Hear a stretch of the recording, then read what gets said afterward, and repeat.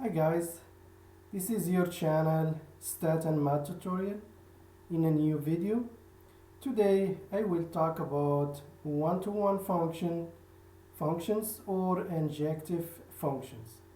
So let's start with definition first. So the definition it says here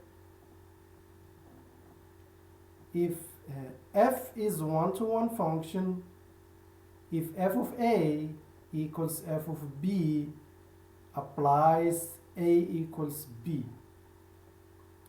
So let's do a few examples so you can better understand this definition. For example, let's start with just a linear function f of x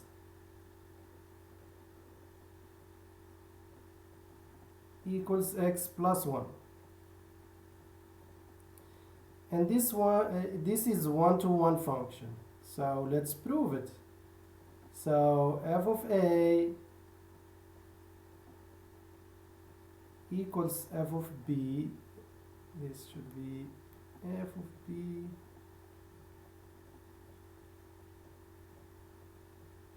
so apply. So substitute a for x, so we get a plus 1 equals b plus 1. It's like plus. Now you can subtract 1 from both sides and conclude that a equals b. So this function is one-to-one.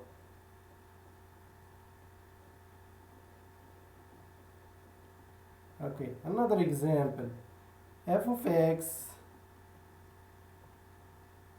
it's x cubic. So if f of a equals f of b, then a cubic equals to b cubic. And that's imply a equals b. And again, this function is one-to-one by definition.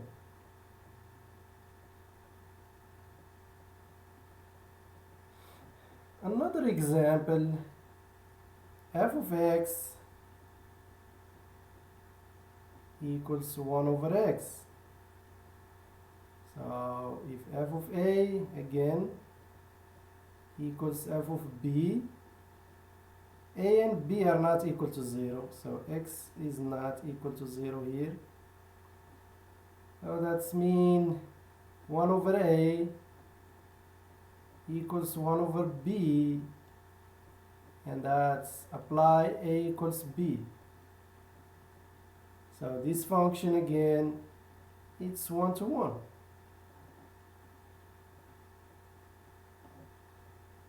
A counterexample of function which is not one-to-one is a quadratic function. So f of x equal x squared plus 1.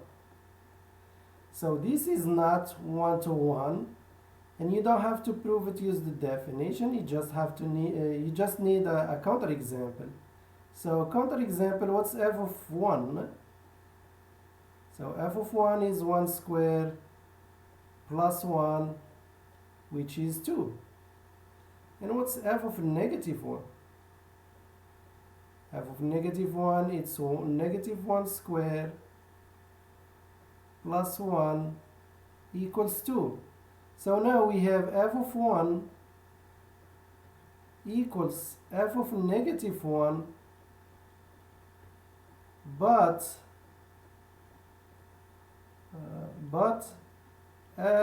negative 1 is not the same as 1. So this function, it's not one-to-one. No, it's not one-to-one because the definition, it's not meets does not meet here. So f of 1 is the same thing as f of negative 1, but negative 1 it's not the same as 1. So this function it's not 1. So yeah, so for any function like x to n, so if n is odd, so this is 1 to 1, 1 to 1, if n is odd, like x cubic, and it's not if n is even, like x squared. So let's see how you find if a function is 1 to 1 using horizontal line test.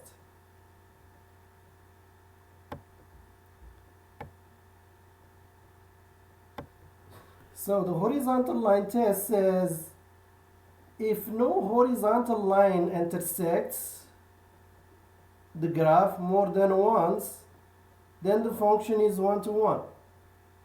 So that's mean you draw a horizontal line anywhere you want, and if that horizontal line crosses the graph more than one, the function is not 1 to 1. And if it crosses only one time, it is a 1 to 1 function. So for example, let's start with the last function we find that is not 1 to 1, which is x squared plus 1. So let's graph it here. This is my y-axis, this is my x-axis. And x squared plus 1 is just the x squared and shifted up by 1 unit. So 1 here. Yep, so this is x squared plus 1. So now let's draw a horizontal line here. So if I draw a horizontal line here, it touches the graph 2 times. So that's mean this x value and this x value have the same f value. So for example, if this is 2 and this is negative 2, so f of 2 will be 4 squared plus 1 is 5, and negative 2 squared plus 1 will be 5 as well. So this is fill the horizontal line test, and this function is not 1 to 1. Let's do the other function. We find it's 1 to 1, so which is the cubic root function or the cubic function. So this is my y-axis, this is my x. So the cubic function looks like this, x to the third. So now if you draw a horizontal line anywhere you want, it's just gonna touch the graph just one time, and the function is 1 to 1. Let's do the 1 over x function over here. So again, that's my y-axis, this is my x-axis, and the 1 over x looks like this. Oops. Should get in close to y-axis. Yeah, something like this. So now if I draw a horizontal line anywhere I want, is just gonna be touch the graph one time. So this again is yes one-to-one function. And that's how you find out if a function is one-to-one from its graph using the horizontal line test. Again, if that horizontal line touches the graph more than once, the function is not one-to-one. Okay, so let's move on to some of the properties of one-to-one function. So if f and g, if f and g are both one-to-one, then their composition f circle g is also one-to-one.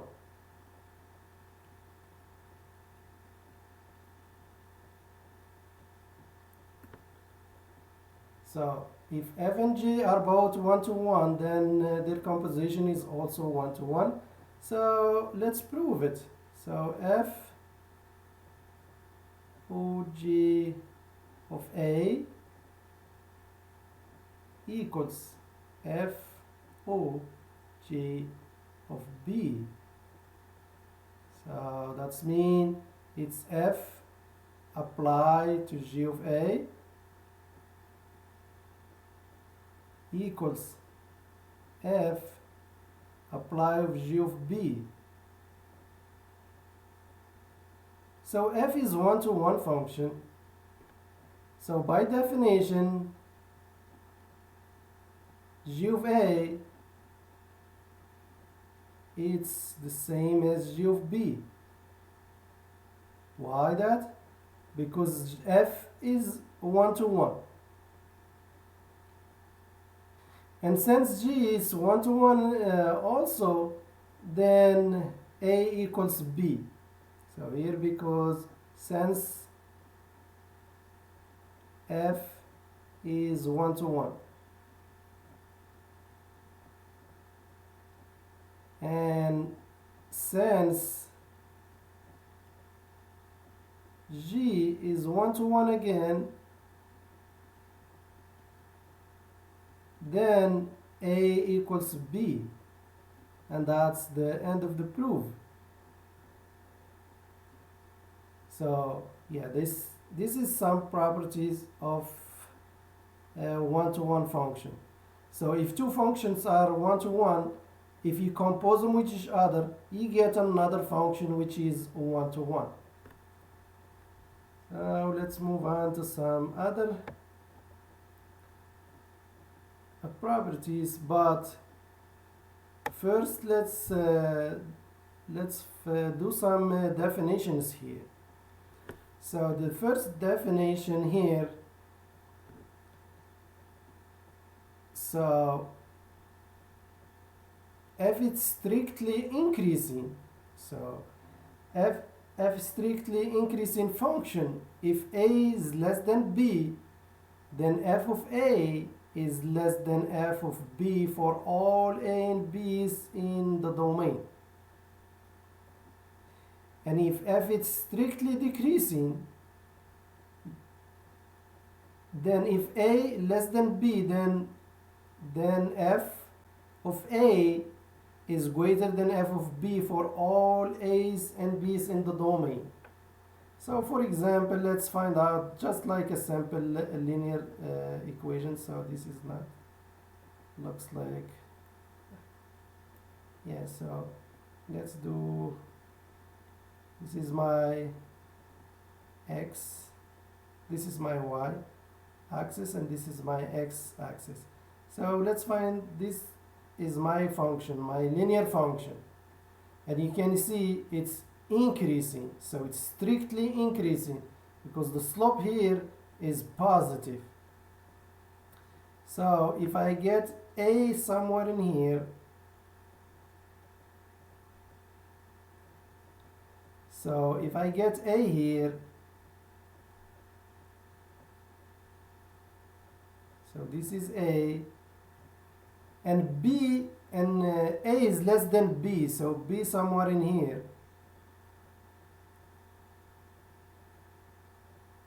Okay, so as you can see,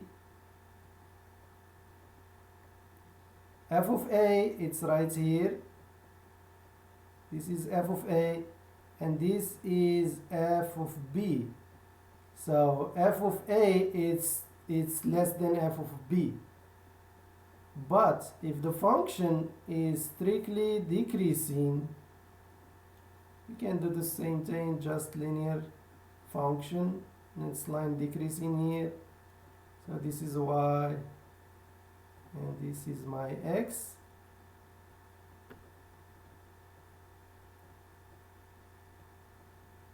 So here, if a somewhere in here, and b somewhere in here. So a is less than b, but look what happened to f of a and f of b. So f of a, it's right here, and f of b, it's right here. So f of a is greater than f of b. So this, just like a quick reminder what strictly increasing or strictly decreasing function means. And now we can use this to find to do another property of one-to-one functions. So functions that are increasing or decreasing are one-to-one. So if your function is increasing over the domain or decreasing, you can conclude that the function is one-to-one. And let's prove this. But before we prove it, let's rewrite the definition in another way. So we said f is one-to-one if f of a equals f of b, applies a equals to b, and that can be rewritten as f is one-to-one. So f is one-to-one if and only if for every x, every y, x is not equal to y, then f of x must be also not equals to f of y. So same definition but in another way, and the reason why I mentioned this because I'm gonna use it in my proof here to prove that every increasing or decreasing function is one-to-one.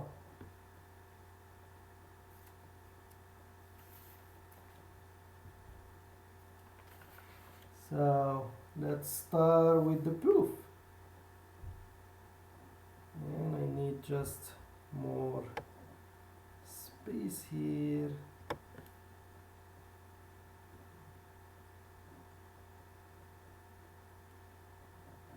Yeah, so if A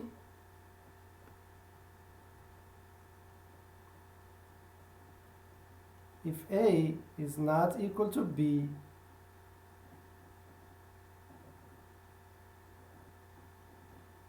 then A is greater than B, or A is less than B.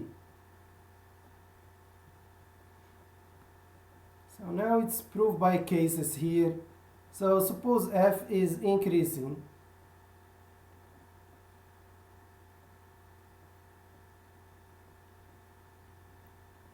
increasing function.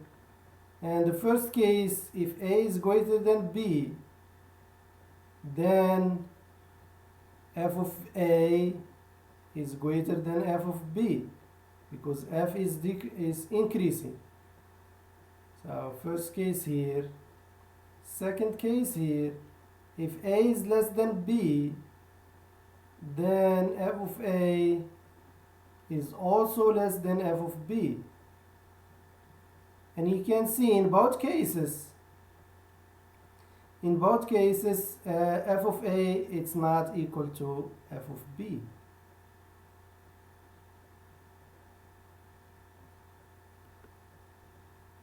So similarly, if f is decreasing,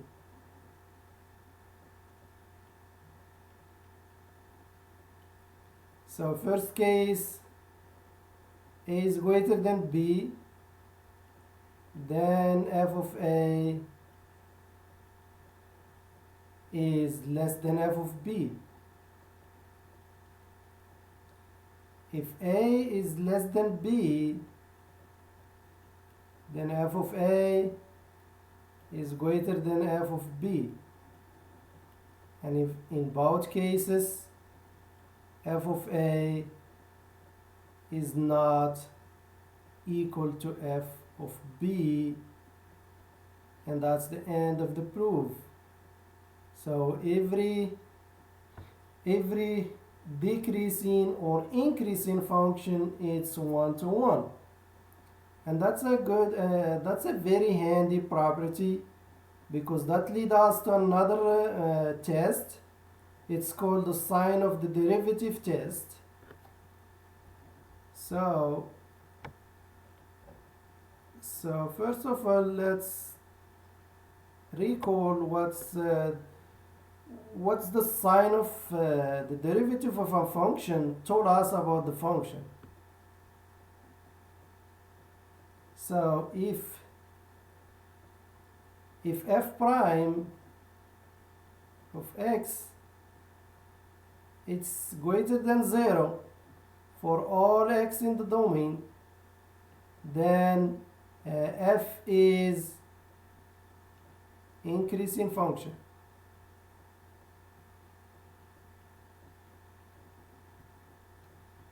And if it is increasing, then it is one-to-one. If f prime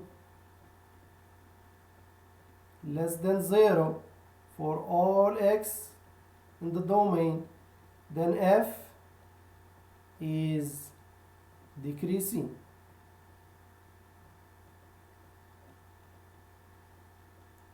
And then we conclude f it's one-to-one. So this is a very handy test. So let's do a couple examples here. So f of x, it's the same as our linear function we start with, x plus 1. So f prime of x, it's 1, and 1 is greater than 0, so f is increasing function, then it's one-to-one function. Another example, f of x, it's negative x cubic. So f prime, using the power rule, is negative 3x squared. And since x squared it's always positive, so multiplying by a negative number you get a negative number. So that's mean f is decreasing function,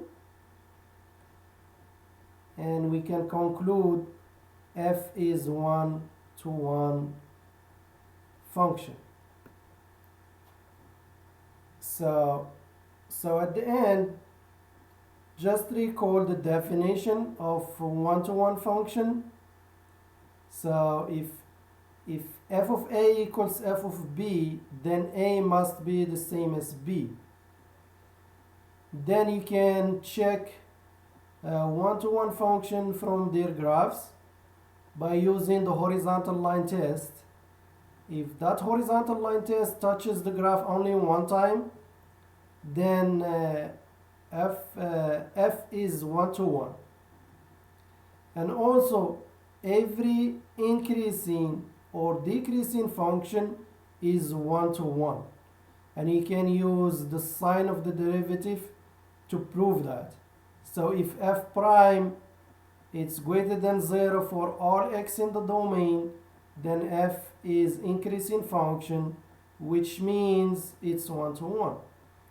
And if f prime is negative for all x in the domain, that's mean f of x is decreasing function, and we can conclude that f is one-to-one. So I will pause here and continue in the next video. Thank you for watching and see you next time.